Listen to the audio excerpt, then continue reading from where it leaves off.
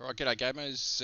Welcome back to Geek Aloud on youtube.com/Geek Aloud, and today we are doing a Let's Play of the just released onto Game Pass on the Xbox, the Goldeneye 007. For those that aren't aware, it's a Rare developed game from the Nintendo 64 era. A couple of fantastic parts of it too. You've got single player missions in there, and you have got also the multiplayer as well, which was always fantastic. The N64 with having the 4 controllers that you could plug in and battle it out with your friends. Certainly had a lot of fun playing that back in the day, although to be fair we were playing on a much larger screen than what we're playing it on here, so sorry, a much smaller screen than what we're playing on here. So it was, once you had the 4 little squares up in the old small TV, it was fairly difficult to see. But what we'll do is we will jump into select mission. As you can see, I haven't had a play of it yet. I thought you'd take you on a trip there, so we might just do agent, the difficulty level to start with. So primary objective, jump from the platform at the end of the dam level. So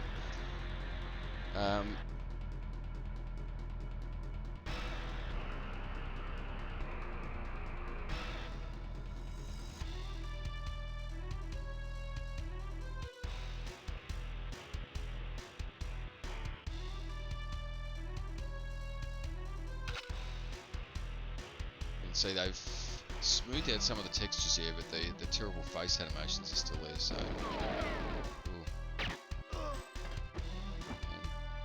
love to see how we go with some of the control schemes.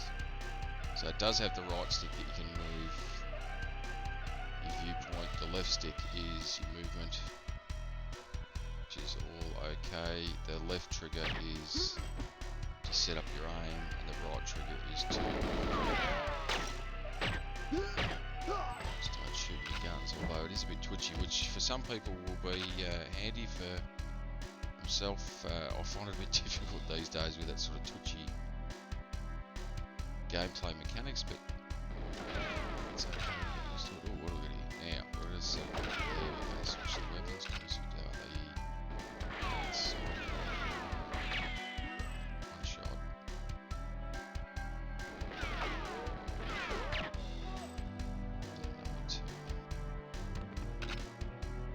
Y button, that's jumping between the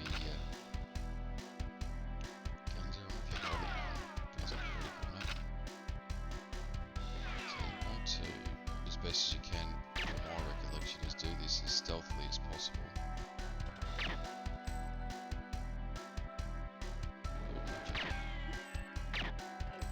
So that you don't alert these guards where they're shooting from the other end.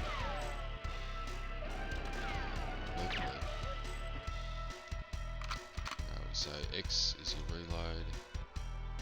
So they've brushed up the controls fairly well as far as I can see in terms of modernising it. Obviously a fairly different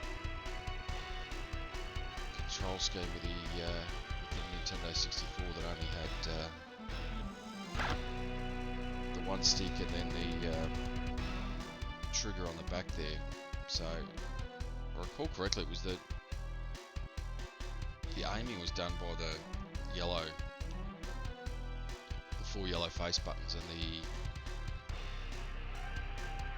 moving was done with the stick, which I went and tried to play the original on the N64 some time ago. It doesn't really hold up. The control scheme you sort of struggle with a little bit these days, given what it was, but it's okay.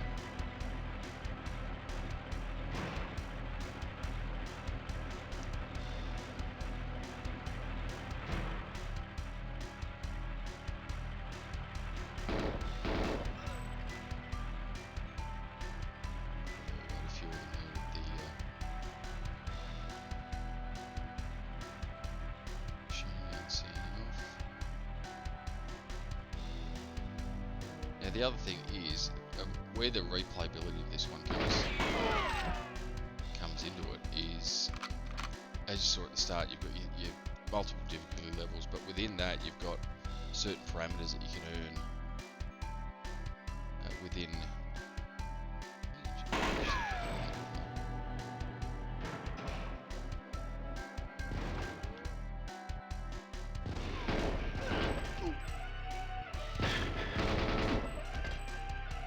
Within the mission, so you got to do some in a certain time, or things like that. But you can see that at the end once we get ourselves there.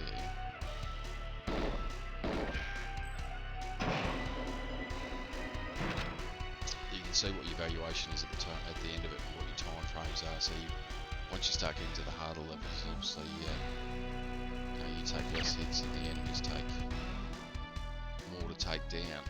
Makes it a bit harder sometimes, especially when you're trying to go for that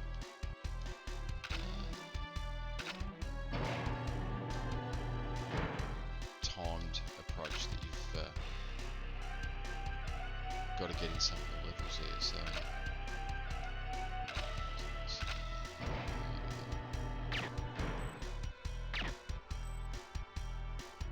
still got, as I said before, you've got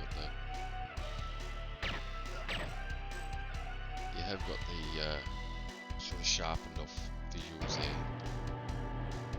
What they haven't done is fix those funny sort of first sort of crack at a 3D type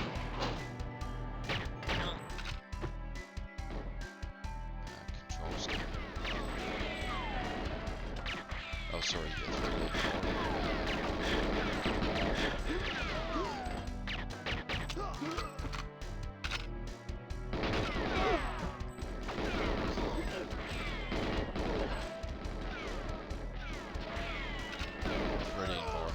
Textures that you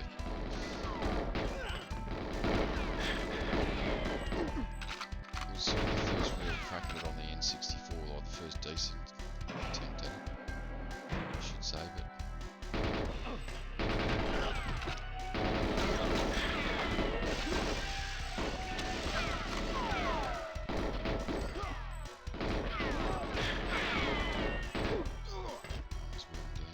so I'd say that you've got your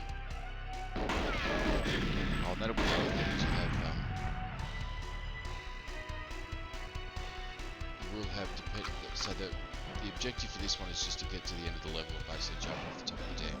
When you're playing in the high levels, the high difficulties, that adds objectives as well that you need to work through. So when I destroyed those mainframe computers there, the next level up might be to download the data, or to destroy the servers, or things like that. So it adds, as I said, it adds that extra level of replayability to the games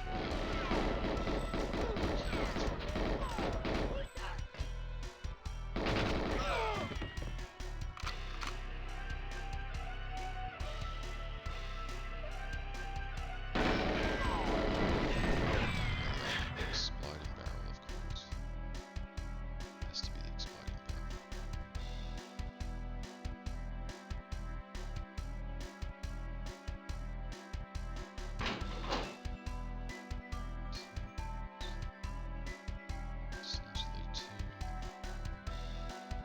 The end of the level there. I think the stuff down there, as I said before, would just be additional mission objectives when looking at doing the higher levels. So where's our way along here, and up to the edge of the dam, and straight out of the scene for the movie.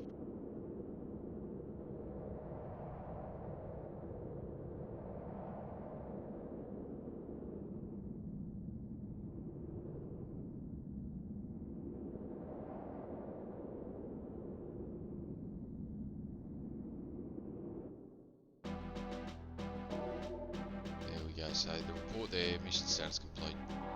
Bungee jump from the platform. So next, so there's your time. Gets your shot cancel, all that sort of stuff. And then that's your second level. So your objectives there are to gain entry to the lab, rendezvous with 006, destroy all tanks in the bottom room, and minimise science casualties. So you can see there you've got what is it, 5 across and 4, so 20 levels there. If we go back to the dam again, you go to, let's see, we've just done the agent one. This one is to neutralise all the alarms if you're going to do that one. In the secret agent level and the double agent level is bungee from the thing as we did, intercept the backup data, install the covert modem and neutralise all the alarms. So we've got all that there. What I might do is just have to temporal rockets characters.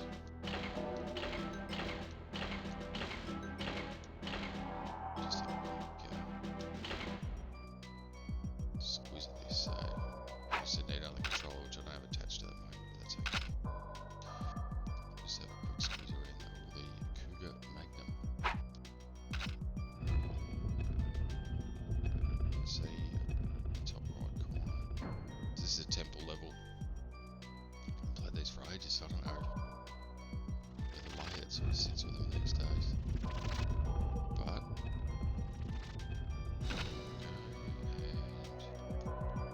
you can't jump off there. It's little things you forget when you haven't played a game in 25 years, I guess. There you go, kill count. So there's a bit of a look at the multiplayer. You can see even with the gun they've sharpened up the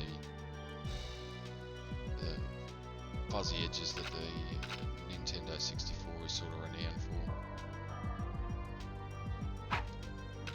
So that's just a quick squeeze at one of the levels there.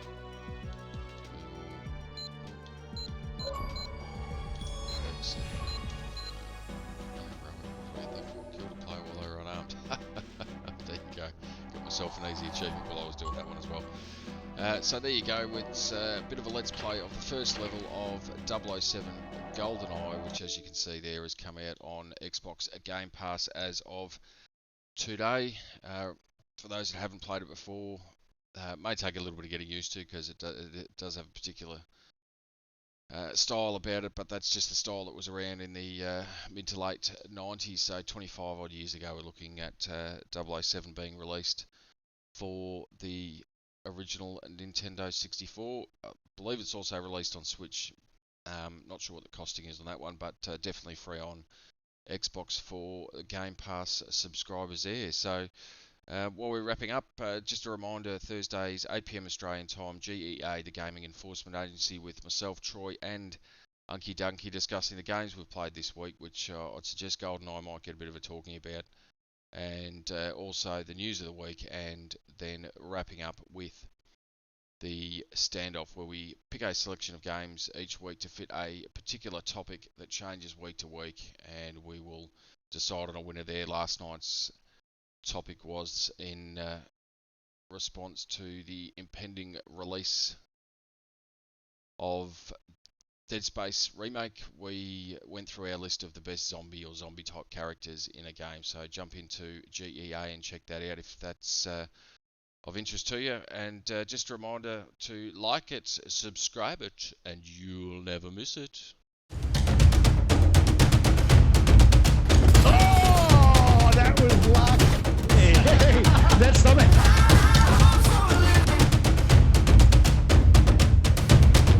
Oh, look at him! Big player play. Old Uncle Donkey. Gee, Donkey.